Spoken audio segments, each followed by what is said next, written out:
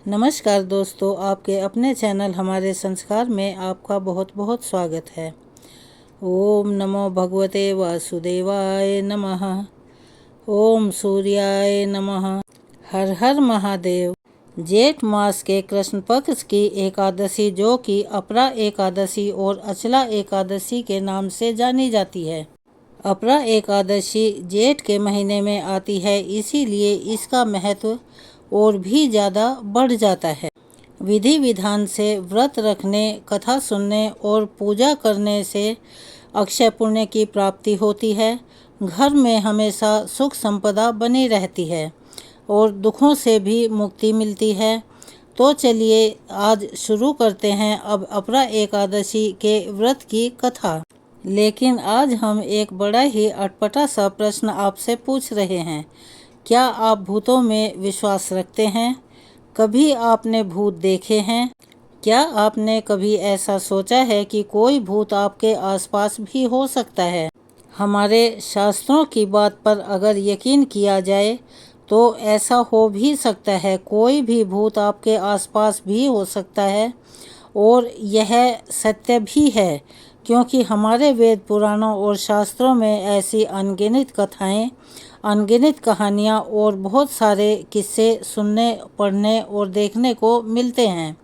तो चलिए आज की इस एकादशी कथा का संबंध भी ऐसे ही एक भूत से है। आज की अपरा एकादशी की कथा सुनाने के लिए हम आपको लेकर चलते हैं धर्मराज युधिष्ठिर के महल की ओर, जहाँ पर इस समय धर्मराज हाथ जोड़कर विनीत स्वर में मधुसूदन श्री कृष्ण से एकादशी के विषय में पूछ रहे हैं। प्राचीन समय की बात है। महीध्वज नाम के एक महान राजा थे। वह राजा अपने स्वभाव के अनुसार ही राज्य किया करते थे और सशक्त राजा के शासन में उनकी प्रजा बहुत ही सुखपूर्वक रह रही थी। राजा महीध्वज का छोटा भाई वज्रध्वज बहुत ही क्रूर, अधर्मी और बड़ा ही अन्यायी था। वह अपने बड़े भाई से बहुत जलन और ईर्ष्या करता था।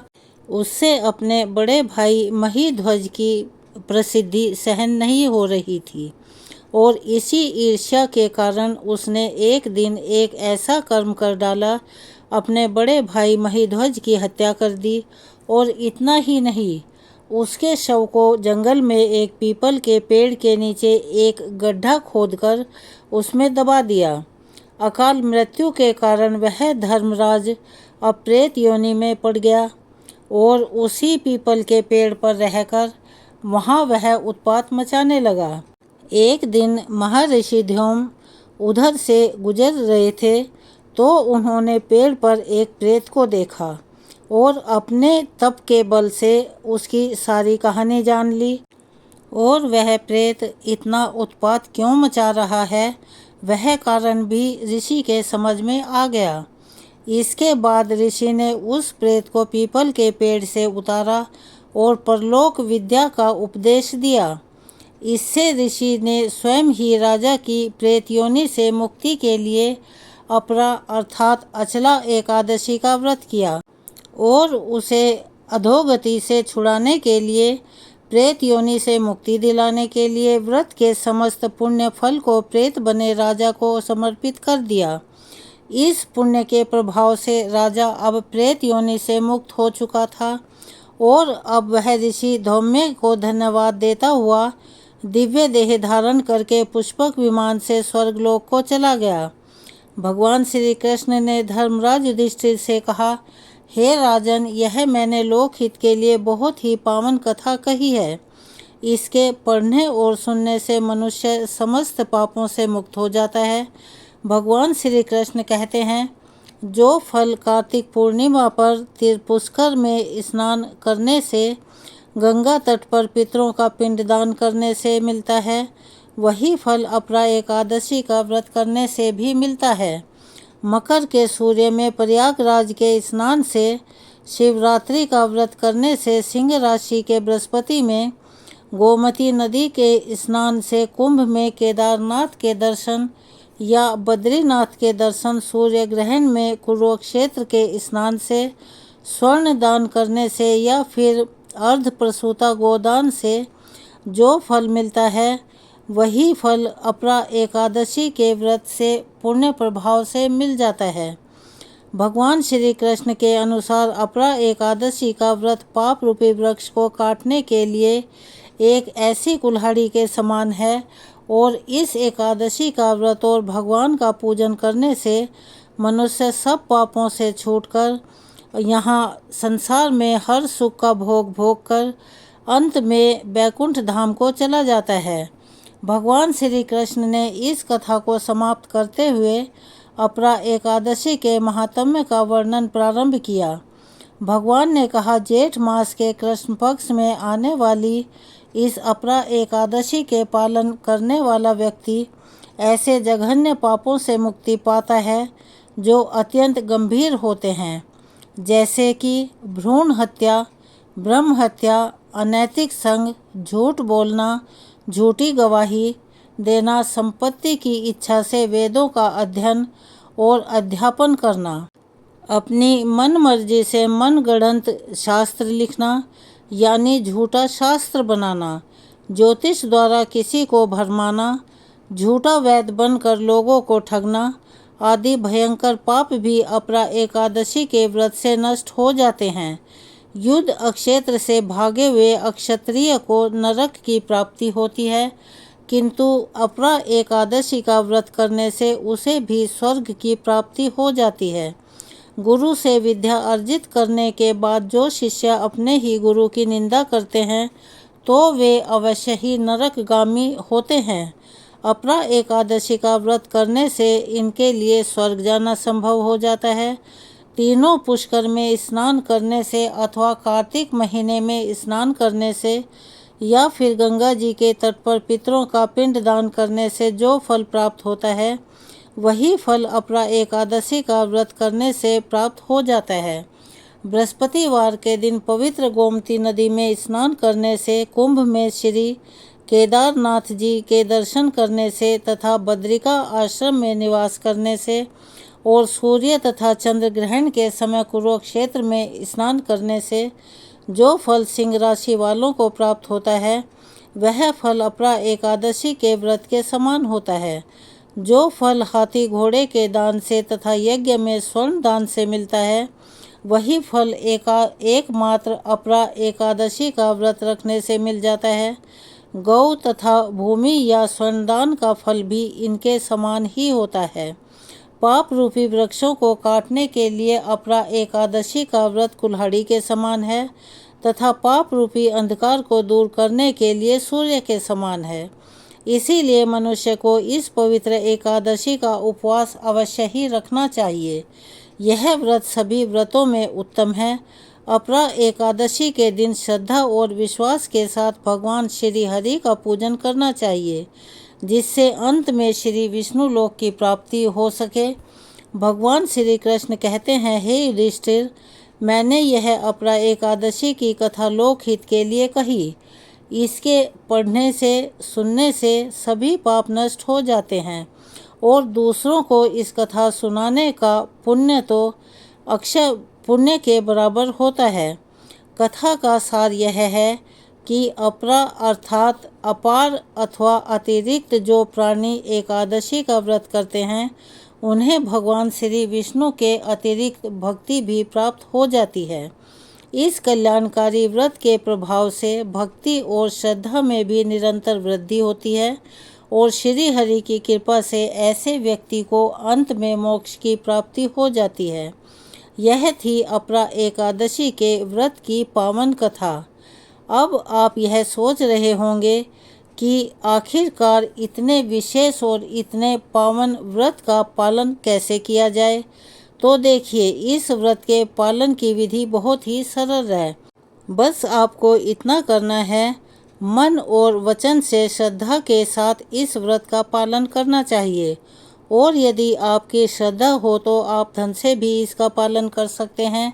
इसके लिए आप एकादशी के दिन सूर्योदय से पहले यानी कि ब्रह्म मुहूर्त में उठ जाएं। ब्रह्म मुहूर्त का समय शारीरिक और आध्यात्मिक और मानसिक सभी के लिए उत्तम रहता है।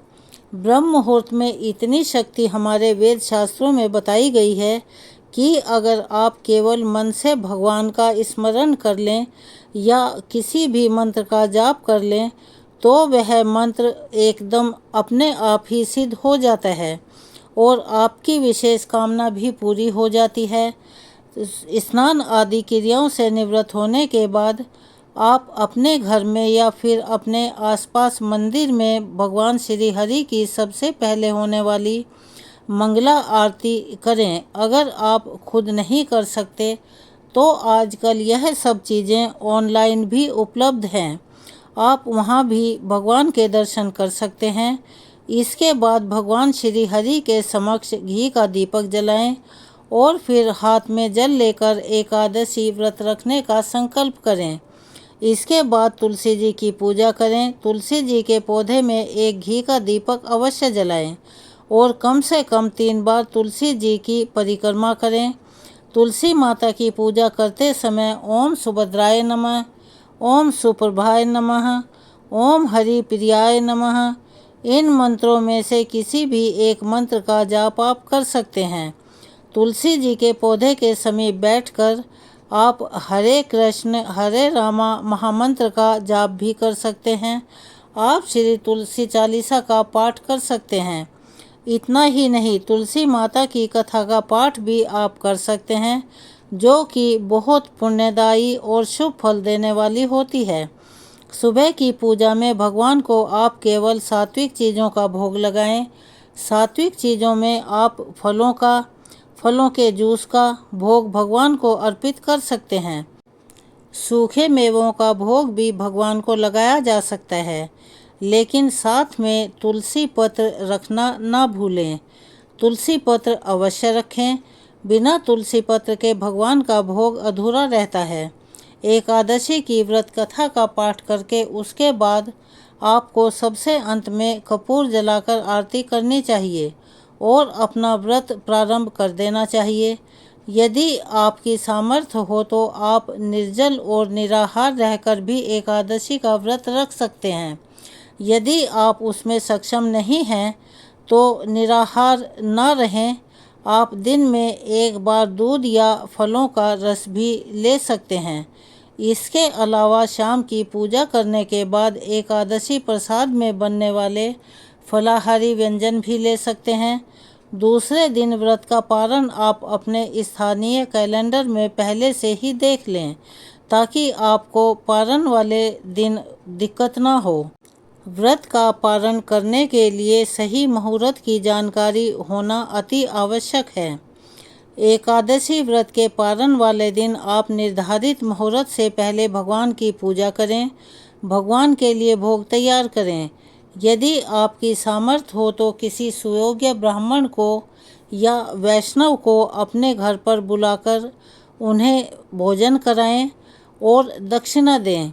लेकिन अगर यह संभव नहीं है तो आप अपनी क्षमता के अनुसार दान की सामग्री को या प्रसाद को जो भी मंदिर आपके घर के पास पड़ता हो वहां जाकर दान कर सकते हैं। कुछ दक्षिणा का दान भी इस दिन करना चाहिए, क्योंकि बिना दक्षिणा के दान अधूरा माना जाता है। और फिर निर्धारित शुभ मुहूर्त में स्वयं भोजन प्रसाद ग्रहण करने से पहले भगवान से प्रार्थना करें कि वे आपके द्वारा रखे गए इस एकादशी व्रत को स्वीकार करें और आपको उनकी शुद्ध भक्ति प्राप्त हो।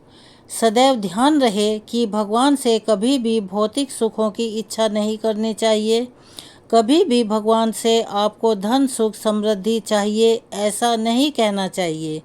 आप भगवान से केवल और केवल भगवान की शुद्ध भक्ति मांगें तो आपको भगवान की कृपा से समस्त भौतिक सुखों की प्राप्ति अपने आप ही हो जाती है। इस प्रकार से आपको एकादशी व्रत का पालन करना होता है। यदि हो सके तो आप द्वादशी तिथि को व्रत का पालन करते समय चावल का सेवन अवश्य करें। चावल का एक दाना भी यदि आप खा लेते हैं तो उससे भी व्रत का पालन करना माना जाता है। यदि आपका द्वादशी तिथि को कोई अन्य उपवास हो तब आप केवल तुलसी पत्र, जल, फलों के रस या दूध से भी व्रत का पालन कर सकते हैं। तो यह थी आज एकादशी की कथा। आपको कैसी लगी। अगर आप हमारे चैनल पर नए हैं और अभी तक आपने हमारे चैनल को सब्सक्राइब नहीं किया है तो प्लीज़ हमारे चैनल को सब्सक्राइब कर लें, वीडियो को लाइक करें और ज़्यादा से ज़्यादा शेयर करें ताकि यह कथा और लोगों को भी लाभान्वित कर सके। बेल आइकन को दबाना ना भूलें ताकि हमारी आने वाली हर वीडियो की जानकारी नोटिफिकेशन के ज़रिए आपको मिल जाया करे। अपना सहयोग और प्यार हमें ऐसे ही देते रहें। कमेंट्स बॉक्स में ओम नमो भगवते वासुदेवाय नमः, ओम सूर्याय नमः, हर हर महादेव लिखना ना भूलें। धन्यवाद।